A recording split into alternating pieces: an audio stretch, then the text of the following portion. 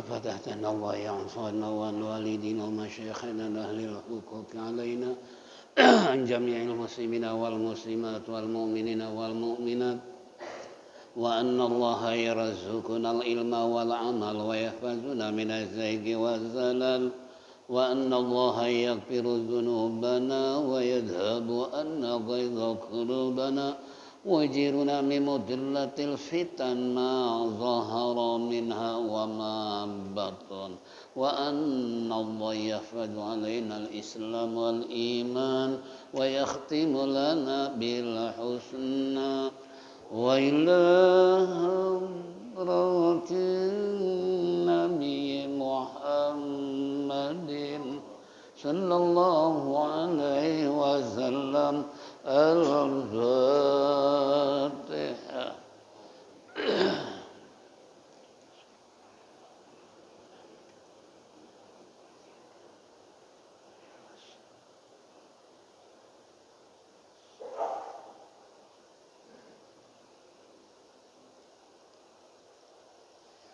يا رب بالمصطفى بلغ مقاصدنا واغفر لنا ما مضى يا واسع الكرم.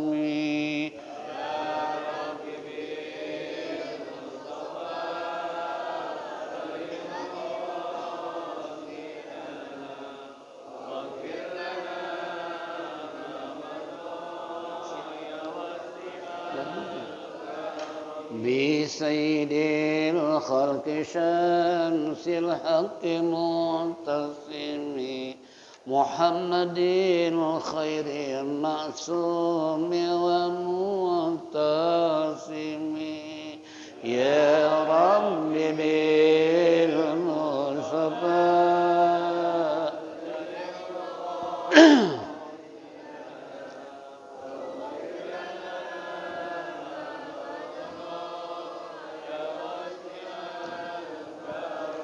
له فرارة حبيب الله حجته ومصدر الفضل والعرفان والكرم يا رب بالمصطفى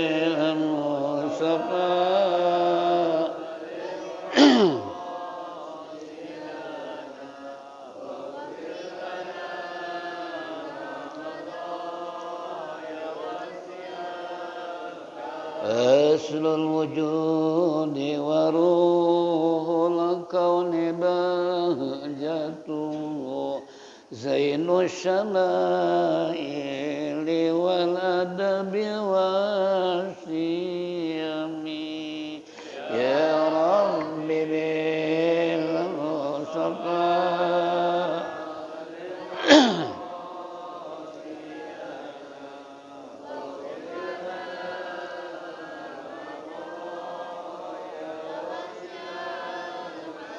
مطهر الأرض من رجس ومن درن من عبد وثن أو عبد صنم يا رب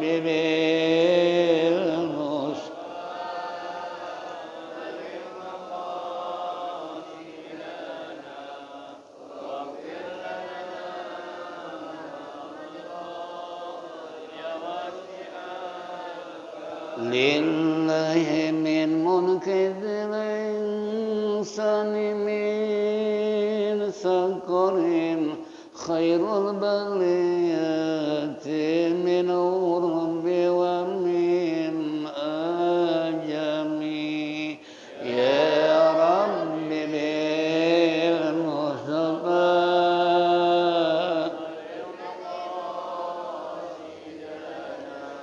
واغفر لنا ما مضى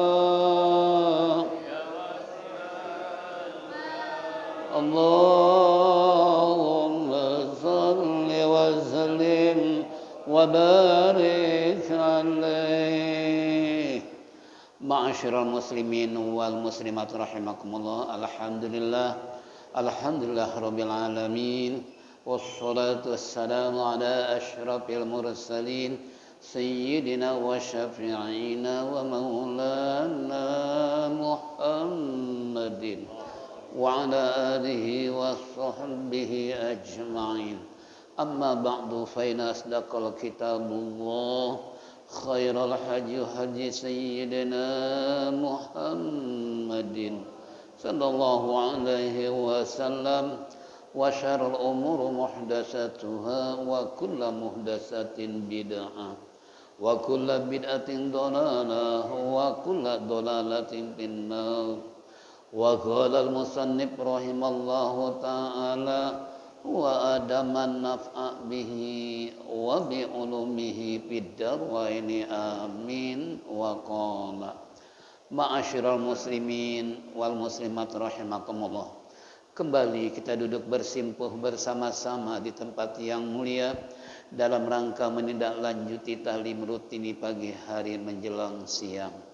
Tentunya harapan kita mudah-mudahan apa yang kita lakukan ini semua mendapat ridha Allah Subhanahu wa taala, taufik dan hidayah, rahmat dan inayah selalu menyertai kehidupan kita sehingga kelak mati husnul khotimah. Amin ya rabbal alamin. Baiklah hadirin jamaah rahimakumullah, pagi hari ini kita akan membuka kitab salah bawa dari salah mawan. Ada tulisan di situ salah mawan. Oh pantesan. Baiklah kita akan membuka halaman 105. Bismillahirrahmanirrahim. Baca dulu kan? Bismillahirrahmanirrahim. Sin mal Isra wal Mi'raj. Jim al Isra'u huwa yasirun nabiyyi Muhammadin alaihi salatu wassalam min masjidi Makkah ila masjidil Aqsa fil qudsi fi lailatin wa hadza sabitum bin nasrin al-Qur'anil Karim wal mi'raju wa su'uduhu tilkal laylahu minal masjidil aqsa ila samawat wal tima'uhu bil mala'il a'la tashrifan lahum bihi wa ikraman lahu wa qad sabata dzalika bil ahadisi sahihah wa hadza amrun mumakkinun akhbara bihi sadiqu fayajibu hamluhu ala zahirihi wa la yustaghrabu mimman sayyara tayra fil hawa'i wa ja'alal kawakiba taqta'u bijaratatiha fi daqiqatin masafatan la yaqta'uhan nasu fi mi'ati amin ayyarfa'a ila sama fi sa'atin habibahud allazi istafahu alal adam bahwa ala kulli syai'in qadir wa bi kulli syai'in khabirun. Ini kita akan mendengar menyimak tentang masalah peristiwa Isra dan Mi'raj Nabi kita Muhammad sallallahu alaihi wasallam. Kita terjemahkan dulu baru kita jelaskan. Apakah Isra dan Mi'raj itu? Isra adalah perjalanan Nabi Muhammad sallallahu alaihi wasallam dari Masjidil Haram ke Masjidil Aqsa. Kemudian ke beberapa langit dan beliau berkumpul dengan para malaikat dan para nabi, yaitu untuk menghormat mereka dengan kedatangan beliau dan untuk memuliakan beliau. Kemudian hal itu telah diterangkan di dalam hadis yang sahih. Hal ini perkara yang mungkin yang telah diberitakan oleh Nabi yang selalu berkata yaitu benar. Jadi harus dinyatakan sebagaimana lahiriah lafaz hadis, tidak usah ditakwil. Bagi Allah yang yaitu yang menerbangkan binatang di udara, hal itu tidak dianggap aneh dan dialah yang menjadikan binatang-binatang dalam yaitu semenit bisa melewati jarak yang tidak bisa ditempuh manusia dalam 100 tahun untuk mengangkat kekasihnya yang telah dipilih atas sedunia, yaitu seluruh manusia ke langit dalam sesaat. Allah yang maha kuasa atas segala sesuatu dan maha waspada atas segala sesuatu. Nih hadirin jamaah rahimakumullah, kita memberikan makna dulu perjalanan di waktu malam. Umpamanya siapapun yang berjalan di waktu malam berarti dia sedang Isra.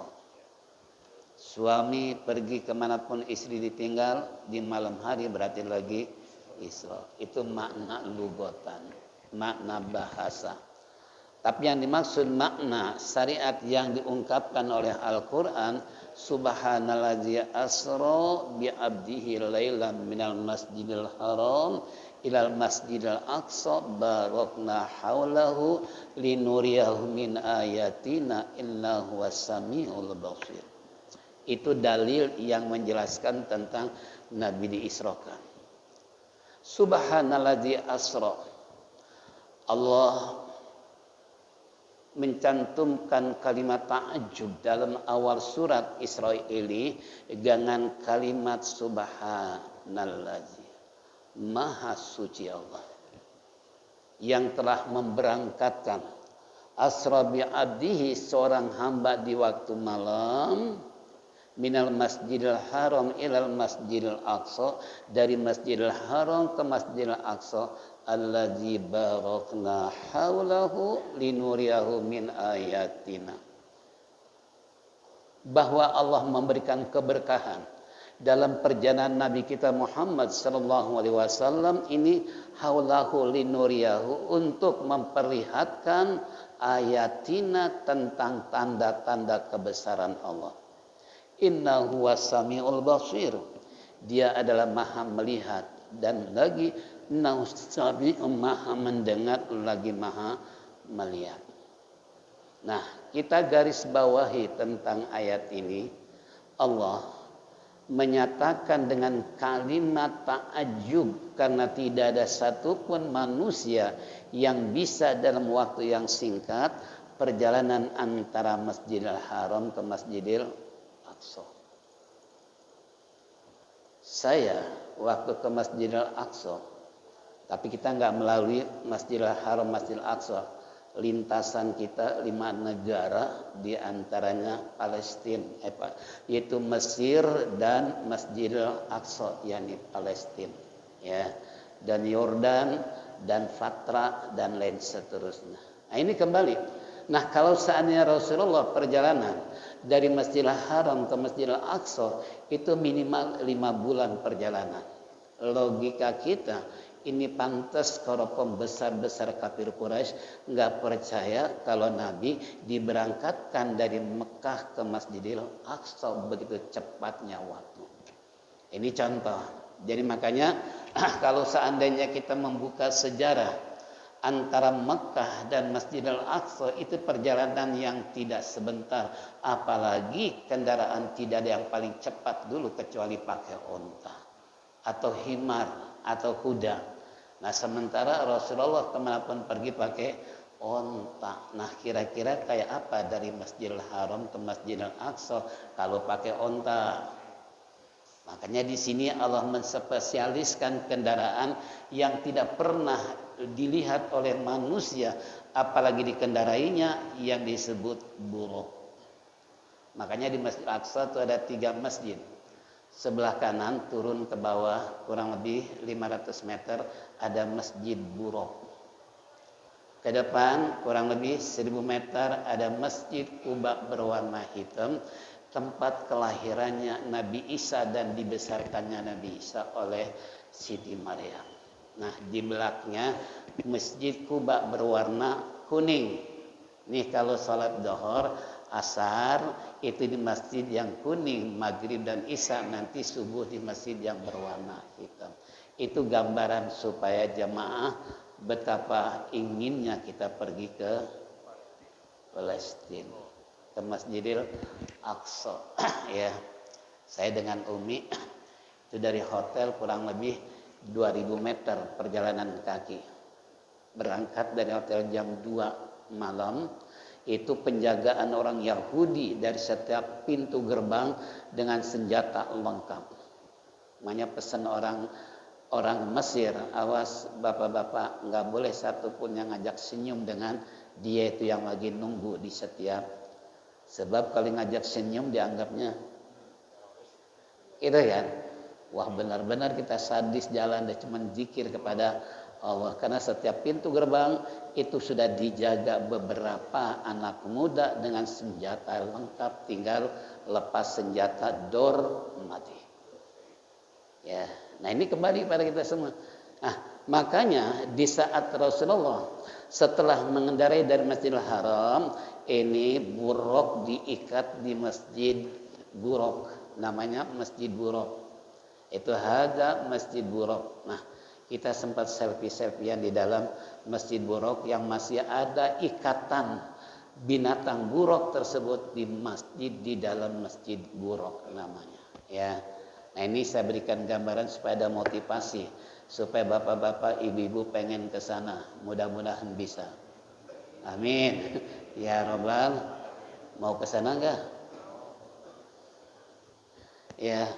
Nah ini kembali pada kita semua. Jadi kalau yang namanya Isra, pemberangkatan berjalan di waktu malam. Tapi kalau yang dimaksud ayat dalam surat Israel tadi, bahwasanya perjalanan Nabi di waktu malam dari Masjidil Haram ke Masjidil Aqsa. Barokna haulahu linuriyahu min ayatina, yang kami berkahi seputar sekeliling dalam perjalanan Nabi dari Masjidil Haram ke Masjidil Aqsa. Untuk apa? Linuriyahu min ayatina, untuk kami perlihatkan tentang kebesaran-kebesaran kami. Coba kalau Nabi melihat begitu ada orang membenturkan kepalanya ke batu besar, pecah, kemudian kembali normal, pecah lagi, dibenturkan lagi. Ketika Nabi bertanya, siapa Jibril dia itu?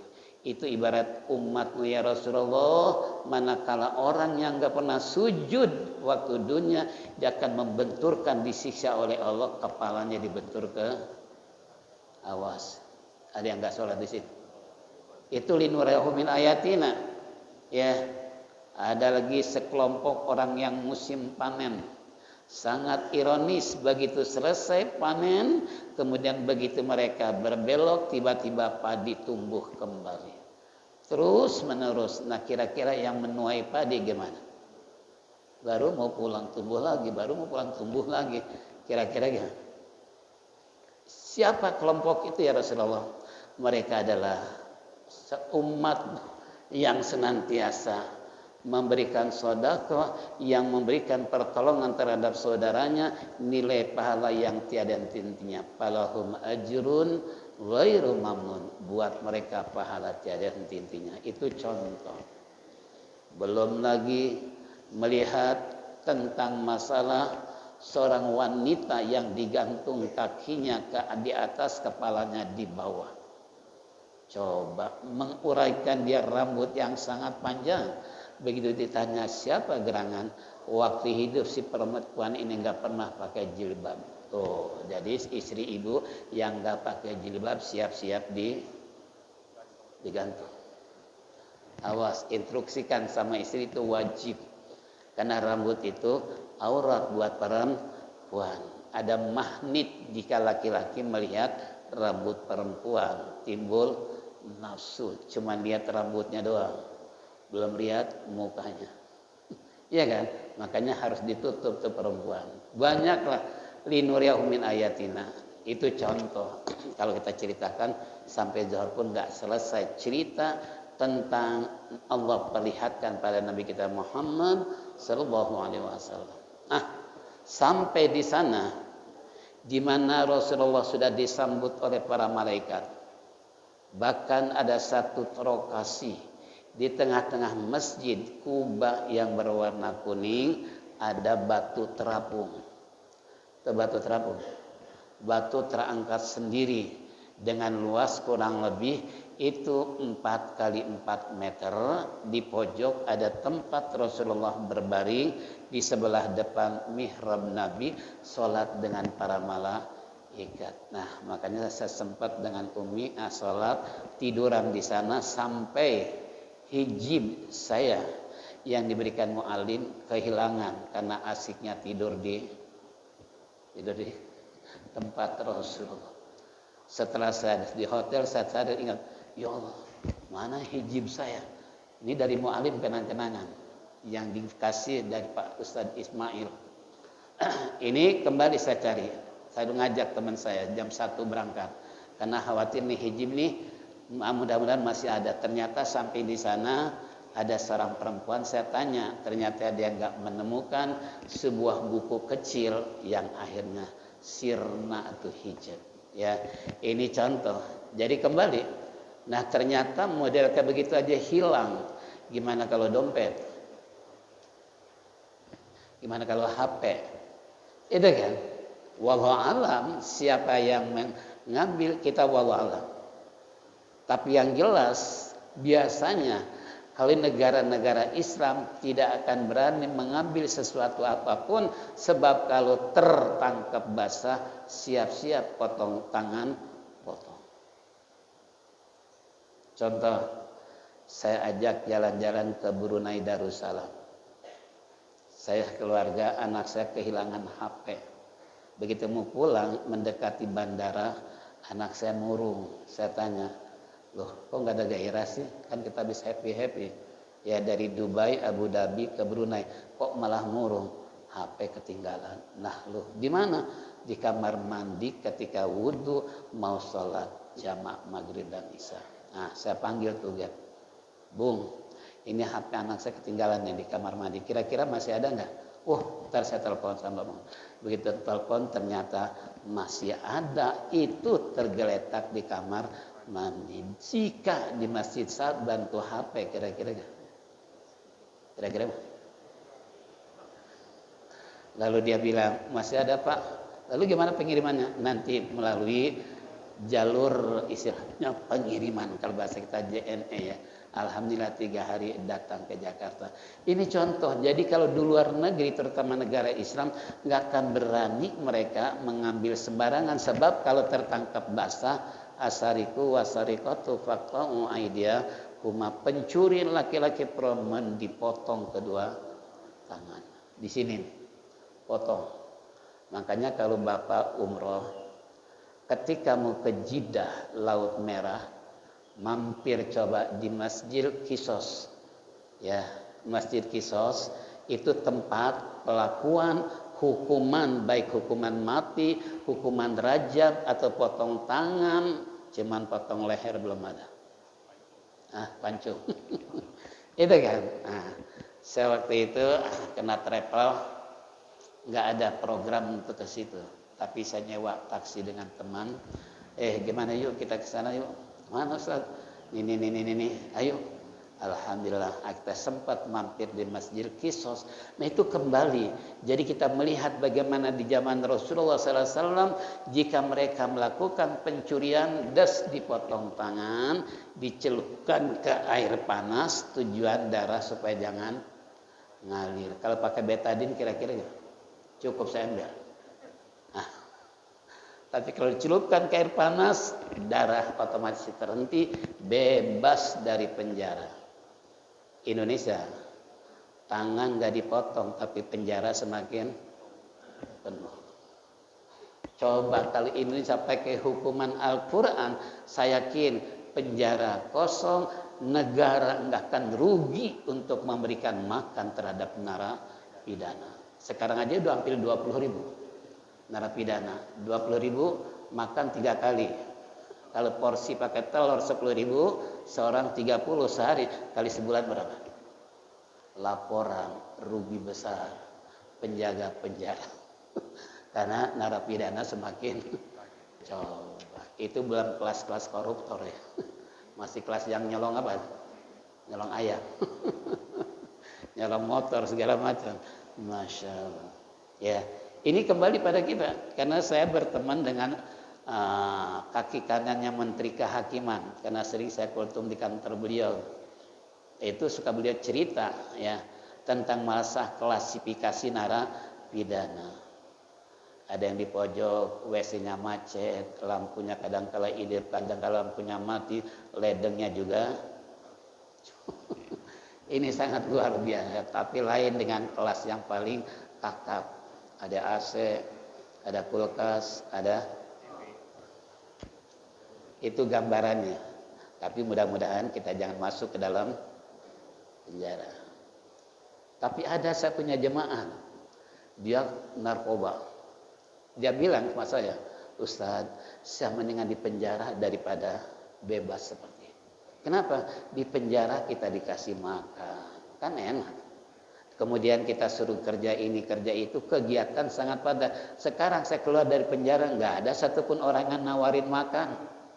Boro-boro ngasih makan. Beberapa hari kemudian nggak ada lagi. Wah, jangan-jangan nih orang masuk lagi penjara karena dia pengen lebih baik hidup di penjara daripada kita bisa puasa, kita ibadah berjamaah di dalam penjara. Ini kembali pada kita semua. Jadi kalau Rasulullah disambut oleh para malaikat dengan sholat di batu terapung, itu kita masuk ke dalam satu batu terapung. Di sana kita sholat berjamaah, kemudian kita sejenak berbaring ingin tapak tilas Nabi kita Muhammad Sallallahu Alaihi Wasallam. Setelah itu baru pulang ke hotel untuk istirahat di waktu malam. Jam 2 berangkat lagi. Ini contoh. Nah, sehingga Rasulullah sebelum diberangkatkan dari Masjidil Aqsa ke langit pertama, kedua, sampai ke-7, sampai ke Rabbah, sampai ke Mustawa, sampai dialog dengan Allah Subhanahu wa taala waktu yang sangat singkat. Betapa tidak, karena Rasulullah diberangkatkan di tengah malam sebelum subuh Nabi udah datang. Kira-kira gimana? Coba kendaraan apa yang bisa menghantarkan Rasulullah begitu cepatnya? Rasulullah diangkatkan oleh Allah dengan buruk yang kecepatan sejauh mata memandang, langsung hilang. Ini luar biasa ya. Makanya ikatan buruk saya usap-usap istilahnya. Kenapa?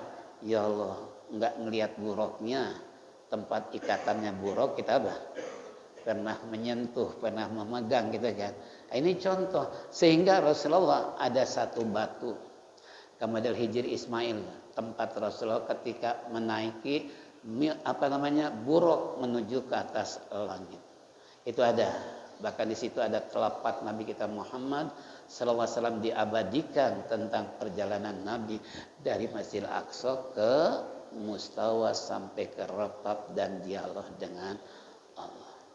Nah, hadza dikatakan tadi, ini dikatakan bahwasanya min Masjidil Haram Makkah ila Masjidil Aqsa fil Qudsi, tempat yang sangat suci pada saat itu, karena Yahudi belum melakukan makar kejahatan untuk menghancurkan Palestina. Dulu ya, waktu itu sampai sebelum saya berangkat ada jamaah, Ustaz apa nggak takut mati? Kan lagi dibombardir sama siapa?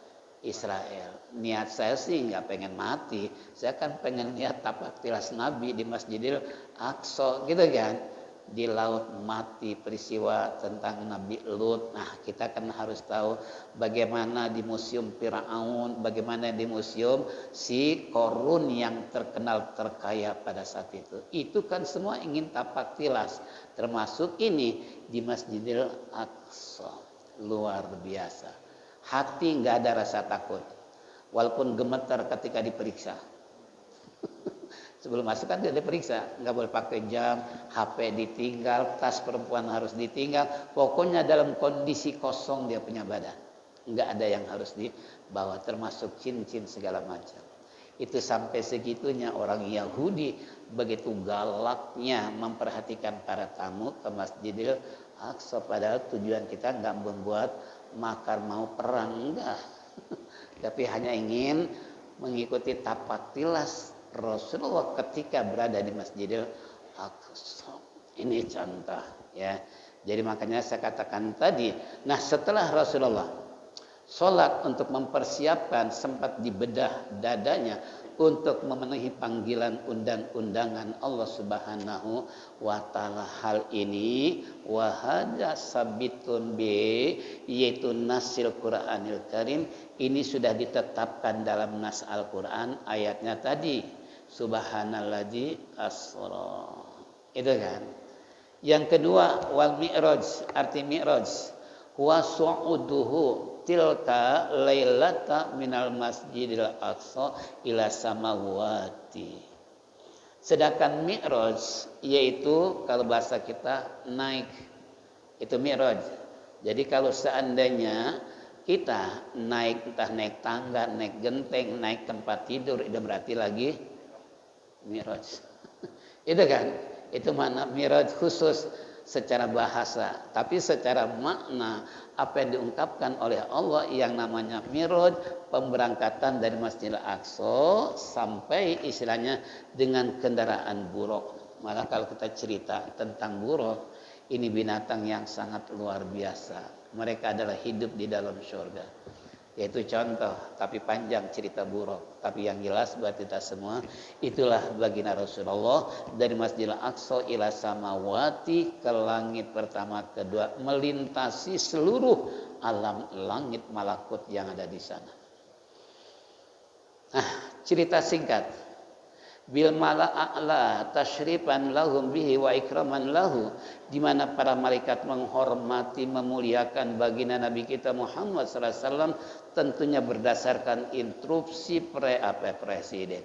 Instruksi Allah akan datang masuk ke Masjidil Haram, tamu aku langsung nanti bawa ke sana dan seterusnya. Coba kira-kira kedatangan gubernur, presiden ke kampung kita, diapain kampung kita? Enggak ada boleh pedagang di pinggir. Ya. Itu kan disambut dengan umbul-umbul bendera, selamat datang Pak Gubernur. Ya Allah Rabbi, gimana ini? Nabi ketika dimuliakan oleh para malaikat disambut dengan sangat luar biasa. Makanya saya teringat di saat sholat di Batu Terapung tadi, pikiran kita ingat, ya Allah, ini Nabi memimpin sholat di mihrab sini, di belakangnya para malaikat, kita nggak bisa bayangkan kayak apa, cuman hanya bisa mengeluarkan air mata. Betapa bangga, bahagia kita sampai sempat tapak tilas Nabi sholat di Batu Terapung tadi. Nih contoh ya. Makanya alhamdulillah saya dengan istri bisa mengunjungi Masjidil Aqsa beberapa hari di sana. Seandainya kalau ditahan di sana, mungkin kita lebih baik enak di Masjidil Aqsa daripada di masjid. Karena sholatnya di sana 1 rakaat itu sama dengan 500 rakaat. Sholatnya tuh. Kalau Masjidil Haram kan 100.000. Kalau di Masjid Nabawi 1.000. Kalau di Masjidil Aqsa 500. Kalau di Masjid Kuba sama dengan melaksanakan umroh. Itu 1 rakaat. Ya. Makanya orang-orang haji maupun umroh sungguh bahagia 1 rakaat di Sa'ban di Masjidil Haram 100.000. Nah kalau umroh 4 hari di Masjidil Haram kali 5 kali 100.000 berapa? Banyak kan? Banyak. Cuma 5 hari doang. Masjid Nabawi 4 hari, iya kan? 3 hari di Masjidil Haram 4 hari, Masjidil Nabawi 3 hari. Karena 9 hari itu PP ya kalau kita umroh dengan istilahnya katakanlah biaya A ya, kalau B atau Taif segala macam. Nah ini kembali tadi itu. Jadi kalau seandainya Rasulullah SAW ketika keberangkatan dimuliakan oleh para malaikat, dimuliakan, wa qad sabata dzalika bil ahadits sahih, hal ini sudah banyak diceritakan dalam hadis sahih Nabi kita Muhammad sallallahu alaihi wasallam yang wahaja amrun mumakkinun akhbaro bihi sadiku. Ini kabar cerita yang benar, yang tidak akan melenceng dengan sejarah yang sebenarnya Nabi kita Muhammad sallallahu alaihi wasallam. Makanya kalau bapak-bapak belum sampai ke Masjidil Aqsa dengar cerita Isra Mi'raj itu masih hampa. Kenapa masih hampa? Karena kita nggak melihat lokasi ataupun area yang itu kan, yang dimana Rasulullah di sana makan minum dengan para malaikat, sholat dan sebagainya dan sebagainya. Coba, tapi kalau setelah kita sampai ke sana, subhanallah, luar biasa. Ya, makanya nih sadiku, yaitu fayajibu hamduhu ala zahirihi wala yustagraku, yaitu mimman yarat tayra. Nah, keberangkatan Rasulullah ini persis bagaikan burung di udara. Jadi kalau menurut akal, makanya orang-orang kafir tuh cerita singkat nggak percaya Nabi dibilang udah gila. Bayangin, ya Muhammad, ente naik apaan ke langit? Gitu kan? Memang logika nggak bisa nerima, tapi kalau diumpamakan oleh hadis persis bagaikan burung yang terbang di angkasa.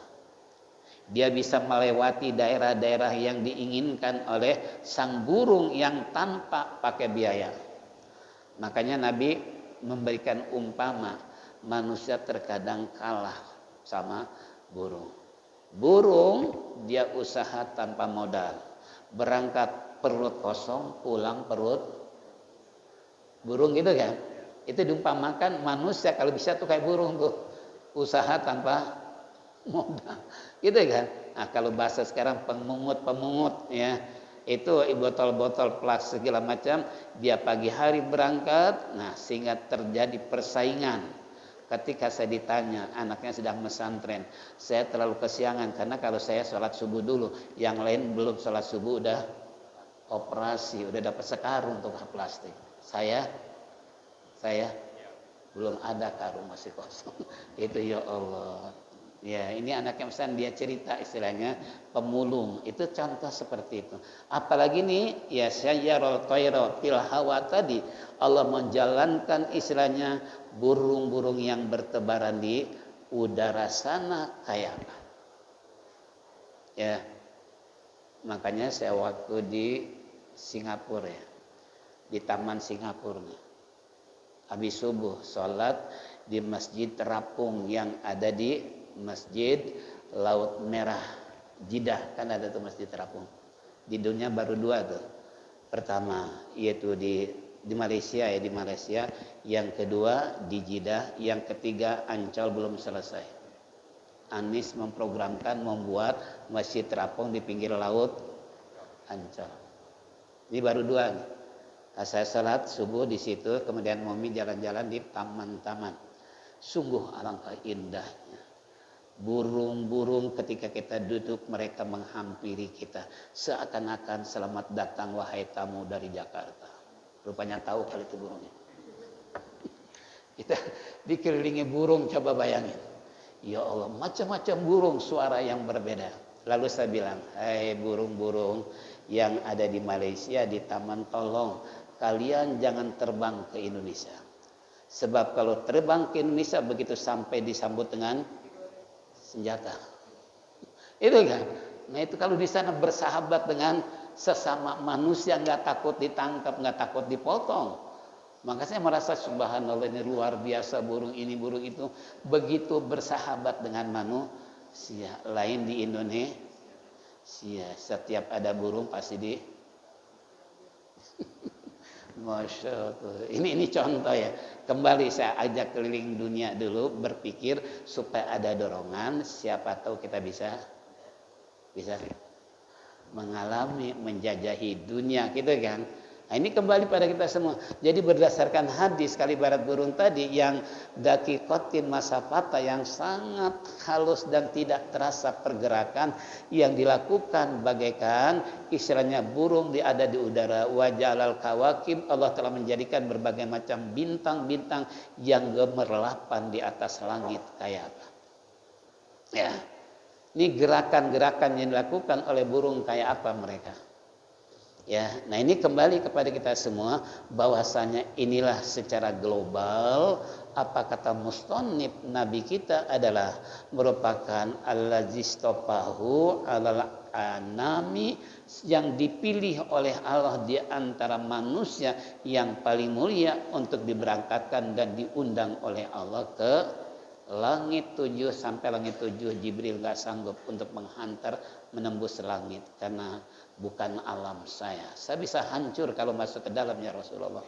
Lebih baik kau berangkat sendiri. Itu sampai segitunya. Ini contoh, ini global tentang Isra dan Mi'raj.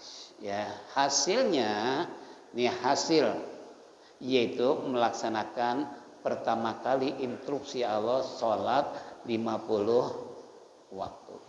Bukan 50 rakaat, bukan. 50 waktu. Nah, waktu 24 jam. Dia anjurkan sholat 50 waktu, berarti seberapa menit sekali kita sholat? 50 dibagi 24 berapa? Ayo, yang jagoan matematik berapa? 50 dibagi sehari semalam kan 24. Allah anjurkan 50 waktu, nah dibagi 24 sama dengan kena hampir 2 jam sekali. Kalau 2 jam sekali, apa yang harus kita perbuat? Sementara kita harus cari maisha buat kehidupan keluarga. Lalu 2 jam sholat, kira-kira pada makan apa ini? Itu kan subhanallah. Makanya ketika bertemu di langit pertama turun Nabi Musa, ya Muhammad, apa yang kau peroleh dengan Allah, dengan Tuhanmu? Saya diperintahkan sholat 50 waktu. Ya Muhammad, mana mungkin umatmu mampu? Umat saya yang 150 meter tingginya, 100 meter gak bakalan mampu, apalagi umat ente pendek-pendek, lemah-lemah. Udah balik lagi ke sana, minta dispensasi, bisa dikurangi. Cerita singkat sampai Nabi 9 kali mundar bandir, dialog dengan Allah, hanya tersisa 5 waktu. Itu pun nilai siapa orang yang sholat 5 waktu berarti pahalanya sama dengan 50. Inilah hadirin singkat kata tentang Isra dan Mi'raj Nabi kita Muhammad sallallahu alaihi wasallam. Sebab kalau saya ceritakan di Palestina, Masjid Al-Aqsa itu sangat luar biasa. Kita merasa betah dan nyaman walaupun sekelilingnya dijaga oleh orang Yahudi. Wallahu alam bisawab. Karena isyraq telah tiba, mari kita tutup dengan zikir tauhid. Tafadhal mashkur.